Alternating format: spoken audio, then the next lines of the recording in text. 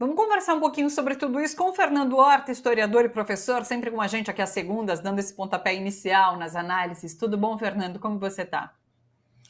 Tudo bem, Thalita, comigo, tudo tranquilo, aguardando aqui em Brasília o fim dessa seca. Já faz uns 2 dias que dá cheiro de chuva, parece que dá chuva, vento de chuva, em alguns lugares até cai 2 gotas, mas a maledeta da chuva ainda não chegou. Então o Cerrado fica aguardando esse processo todo, mas acho que nos próximos dias deve dar uma diminuída nessa situação que a gente está vivendo.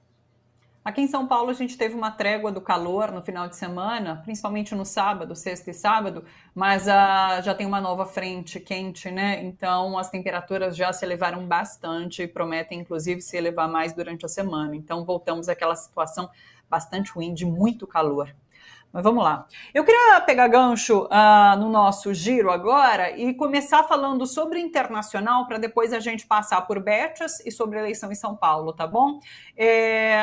Bom, a gente está vendo essa matança agora no Líbano, 130 pessoas nesse último ataque de Israel, né? Muita gente que está morrendo, muitos civis, lembrando mais uma vez, mulheres, crianças que morrem durante esses bombardeios de Israel.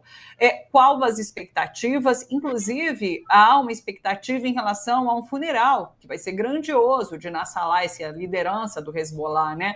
Mas não se tem nem data para isso, porque, enfim, o Líbano continua sendo bombardeado, Israel não tem data, não tem qualquer intenção de parar com esse bombardeio, ao que nos parece. Enfim, como que você vê essa situação e se há potencial para isso se generalizar ainda mais? Então, Thalita, a situação é pior do que a gente está olhando, tá? Hoje pela manhã, não, acho que foi ontem pela manhã, saiu um artigo num dos jornais mais importantes de Israel, chamando a atenção do porquê que Israel deveria entender o Líbano como uma terra sagrada, dentro daquela perspectiva que o governo israelense vem tentando transformar os conflitos no Oriente Médio em conflitos religiosos, né? Então existe a ideia da grande Israel, a Israel sagrada, né? Que inclusive faz parte dos mapas que o próprio Netanyahu levou para a ONU e mais uma vez mostrou, trabalhando com a ideia do bem e do mal, né?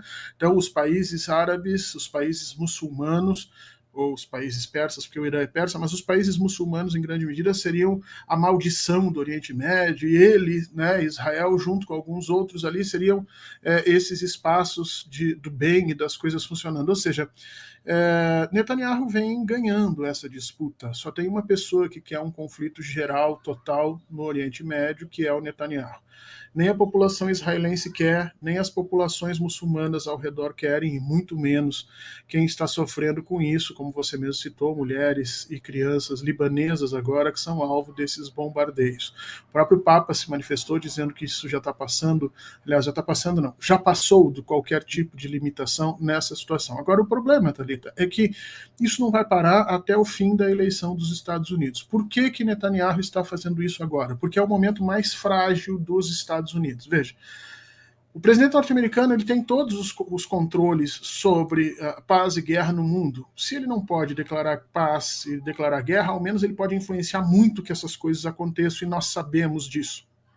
Mas, próximo da eleição para presidente dos Estados Unidos, onde efetivamente nós estamos vivenciando uma eleição muito apertada entre a Kamala Harris e o Donald Trump, a força de Netanyahu, do primeiro-ministro israelense, se torna muito grande, porque ele pode manobrar com a sua base de apoio nos Estados Unidos e assim tirar a possibilidade de Kamala Harris ou do Donald Trump serem eleitos. Então, aqueles, vamos dizer assim, 3, 4% de votação, que não seriam nada num momento normal, se tornam muito importantes agora no final dessa campanha. Então, é agora que os norte-americanos não podem fazer absolutamente nada e estão nas mãos do Netanyahu. Então, eu acho que até a eleição terminar, o Netanyahu vai tentar criar um sistema de guerra total no Oriente Médio, que é o que para ele é a única saída para ele, na medida em que ele já cometeu tantos crimes e tem uma oposição tão organizada hoje dentro de Israel que eu não sei se ele sobrevive ao final da guerra.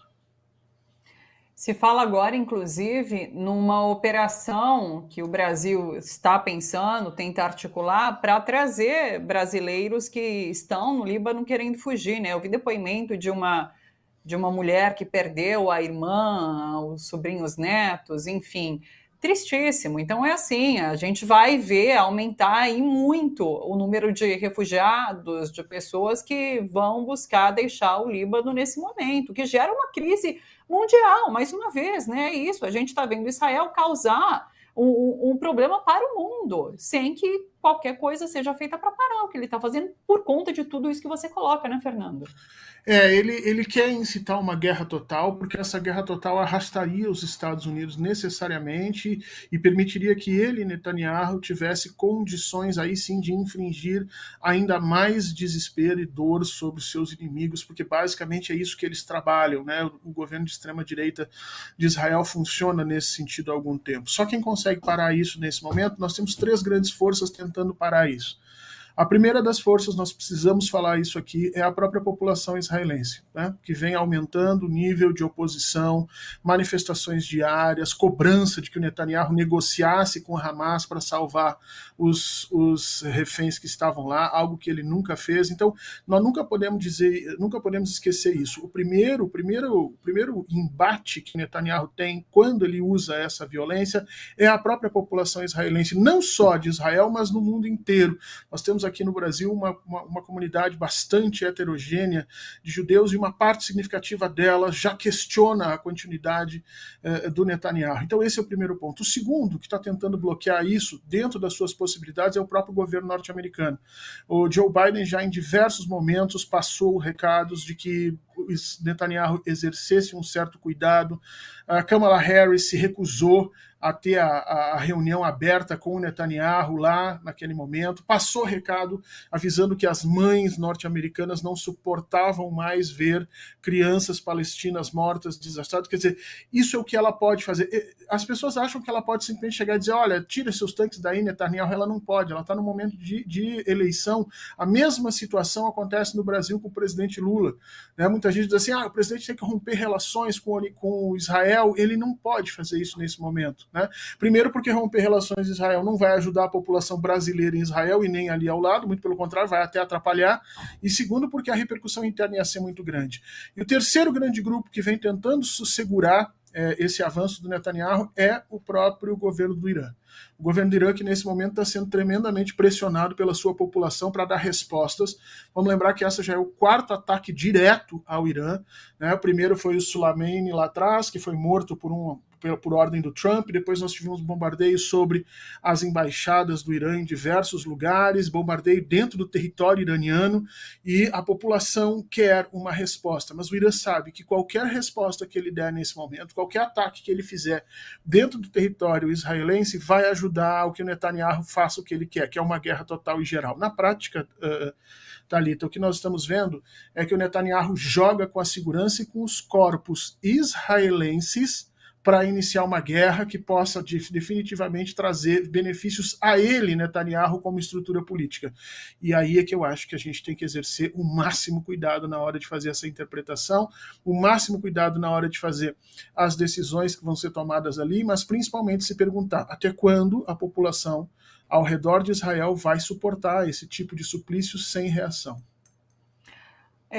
Não querendo me alongar, mas fiquei curiosa. Caso Kamala Harris ganhe a disputa nos Estados Unidos, a gente pode ter expectativa de uma mudança de rumos em relação ao que a gente assiste no Oriente Médio? Eu acho que sim, eu acho que tanto Kamala quanto Donald Trump vão terminar com essa posição do Netanyahu. O Donald Trump foi foi o único presidente dos Estados Unidos a chamar o primeiro-ministro de Israel de canalha. Ele e todo o seu grupo ali em volta. Disse abertamente em algumas manifestações, dizendo que a única coisa que eles querem é continuar criando confusão. E a Kamala Harris já disse várias vezes que ela não partilha desse mesmo pensamento, né, de que Israel pode exercer qualquer tipo de ação na sua autodefesa, embora ela não possa falar isso abertamente. Então eu acho que toda essa confusão que o Netanyahu está causando, e eu peço desculpas para as pessoas porque eu estou usando o termo confusão, e na realidade são mortes, são corpos que se perdem, são vidas que nós temos ali, mas tudo isso está sendo causado até a eleição dos Estados Unidos. No momento que o presidente for eleito, eu tenho a impressão que o Netanyahu vai, se não tiver conseguido criar uma guerra até ali, vai ser obrigado a sair dessa situação, e acho que até do governo de Israel. Vamos aguardar com bastante expectativa esse processo eleitoral nos Estados Unidos. Vamos trazer a conversa aqui para o Brasil. Eu queria começar falando sobre a questão das bets. A Haddad se pronunciou então sobre isso, né? E acho que é muito importante quando ele fala sobre a questão da publicidade, que precisa ser regulada de fato, porque você abre hoje qualquer site na internet e você é bombardeado por publicidade de bets. Então eu acho que é um ponto essencial para a gente começar a discutir essa regulação das bets no Brasil. Como que você viu? Tem 3 problemas aí, Thalita. O primeiro é que o Ministério da Economia agiu atrasado, né? Lembra que há 15 dias, 20 dias atrás, essa situação se tornou visível num primeiro momento, e tudo que o Ministério disse é que eles iam criar um processo de taxação, achando que era um problema menor, quando todos esses problemas em relação às bets já estavam postos no mundo digital desde pelo menos maio desse ano, quando nos Estados Unidos começaram a sair os primeiros artigos relatando o processo de endividamento. Então esse é o primeiro problema. Agimos errado, agimos atrasado e agimos sem profissionalismo. Achamos que era uma questão que o mercado podia se regular e a gente só precisava ali criar uma certa taxação. Não. Essa questão das bets envolve muito mais coisa do que isso. Envolve necessariamente saúde psicológica, saúde mental das pessoas, envolve o bem-estar das populações que estão ali envolvidas, porque hoje nós sabemos, por exemplo, que no geral, entre tudo que os brasileiros apostam e tudo que os brasileiros ganham, nós estamos tendo um déficit, ou seja, uma perda de quase 30% desse valor, né? E isso tem que ser pensado, porque veja, a publicidade é uma das formas das bets deixarem esse dinheiro no Brasil. Se elas não puderem fazer essa publicidade, esse dinheiro não vai mais ficar aqui. Nós temos que criar outras formas de que esses valores fiquem no Brasil. Vamos lembrar que nos Estados Unidos, durante o governo Trump, ele proibiu, por exemplo, as casas de pôquer nos Estados Unidos. Deu um rolo tremendo. Por quê? Porque ele queria que as casas de pôquer se comprometessem em manter o dinheiro que elas recebem dos Estados Unidos dentro do território norte-americano. Como não havia lei para isso, ele simplesmente bloqueou. E aí houve um processo de negociação brutal para que isso acontecesse. O Ministério da Economia precisa fazer isso.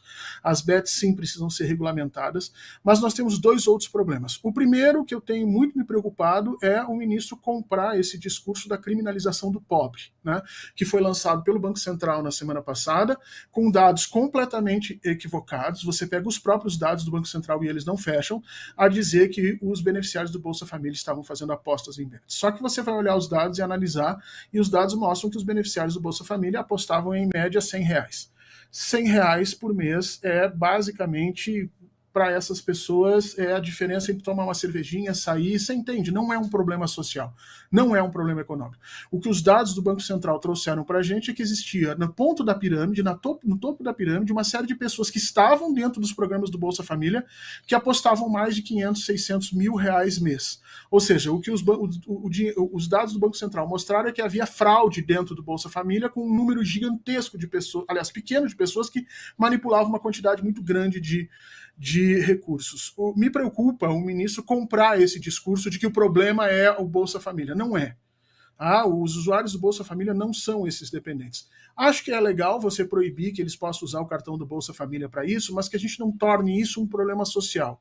Isso sim tem que se tomar cuidado, porque fica parecendo que são os pobres que não sabem lidar com o seu dinheiro, e aí entra todo esse preconceito, né, que vem junto com a educação financeira, essas coisas todas que a gente vê, que é sempre para o pobre, é sempre para o preto, é sempre para o periférico, né, e a gente sabe que não é assim que funciona.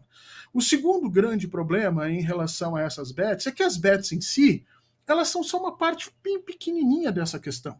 As bets, em especial, elas precisam sim ser reguladas, mas nós temos todo um outro conjunto de jogos, né, que nem esse jogo do Tigrinho, de jogos para crianças, que fazem muito mais mal do que essas bets, porque contém uma série de teorias psicológicas para forçar e agregar que as pessoas fiquem o tempo inteiro dentro desses joguinhos gastando dinheiro, e esses joguinhos não estão sendo proibidos no Brasil e estão atingindo crianças, tá ali. Hoje você abre uma plataforma como o Discord, uma plataforma que há muito já deveria estar sendo discutida e questionada no Brasil, e as crianças estão tendo ali a oportunidade de fazer esses jogos de apostas travestidos de joguinhos de computador. E nós não estamos discutindo isso, ou seja, me parece que o Ministério da Economia pegou o problema pela metade, pegou a parte que lhe interessava e acabou não entendendo o tamanho da discussão que nós temos que fazer, que significa também uma discussão sobre soberania digital e sobre letramento digital, porque as pessoas perdem dinheiro nesses jogos porque realmente não entendem como é que isso funciona na prática e não entendem porque nós não estamos dando informações e educação suficiente para que elas façam isso. Então é um problema bem mais complexo do que simplesmente atacar a tributação ou atacar a publicidade nessas questões. Perfeito. Vamos falar sobre a eleição em São Paulo agora? Quero te ouvir sobre esse episódio que agora a gente passa a conhecer melhor do soco ali do assessor de Pablo Marçal no marqueteiro do Ricardo Nunes. Já havia desconfiança que aquilo tudo tinha sido armado por conta de uma sinalização que o próprio Pablo Marçal, ao ser expulso do debate, faz para esse assessor. Ele baixa assim a cabeça como se o mandando fazer algo, ou dando um sinal para que ele fizesse algo. E, de fato, na hora, o assessor ali vira e dá um soco em Duda Molino. E daí ele fala que foi legítima defesa por conta de uma camisa que tinha sido rasgada, e a gente vê depois agora as imagens do próprio advogado de Pablo Marçal puxando ali a camisa, forjando o que parece ser essa puxada de camisa, essa agressão anterior ao soco. Então, temos isso, né? Depois a gente analisa a questão das pesquisas eleitorais. É claro que isso se relaciona, né? Mas quero te ouvir sobre essa armação no primeiro momento. Basicamente, Pablo Marçal é uma armação inteira, né? Eu acho que não tem nada no Pablo Marçal que não seja armação, né?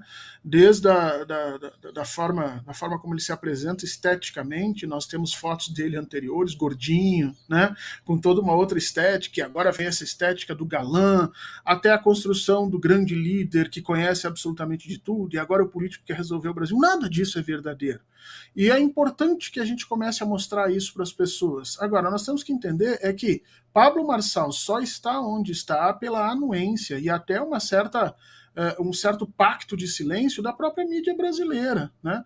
Que fez exatamente a mesma coisa que fez lá atrás com o Bolsonaro. Com o Bolsonaro, inclusive, teve decisões de juízes mandando que as propagandas políticas não tocassem na questão, por exemplo, da ligação com as milícias, da ligação com milicianos, da ligação com tortura, que Bolsonaro sempre deixou muito claro na vida dele. Juízes dizendo, não, isso não pode ser dito. Por quê?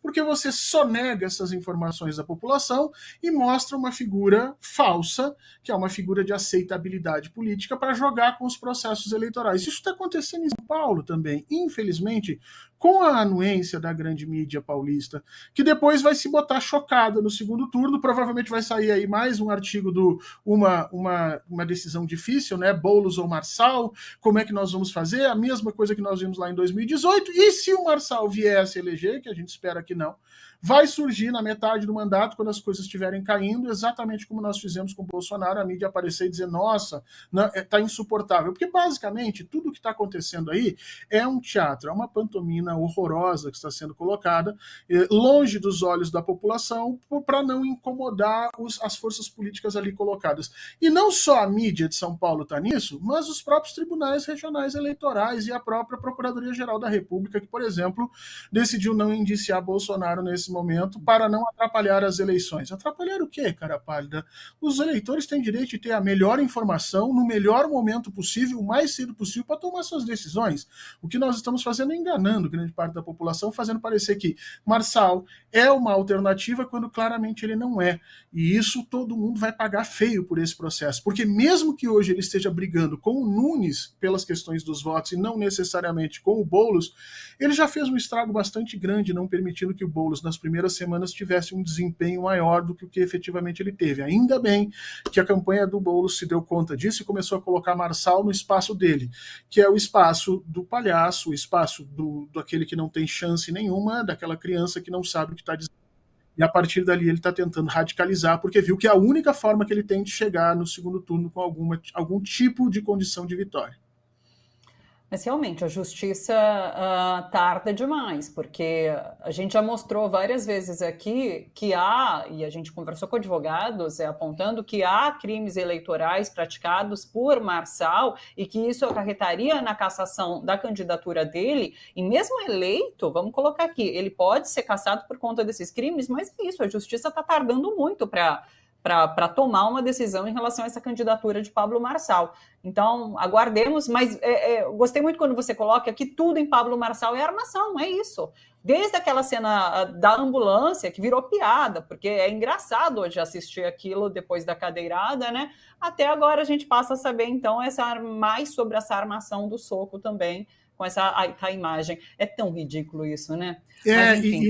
E o grande problema, Thalita, é que a justiça, de alguma maneira, ao não dar essas informações e não tomar essas decisões, ela modifica o cenário político. E é engraçado porque ela diz que não toma as decisões para não modificar o cenário político, mas ela, ao não tomar as decisões, ela faz isso. E vamos lembrar uma coisa muito importante.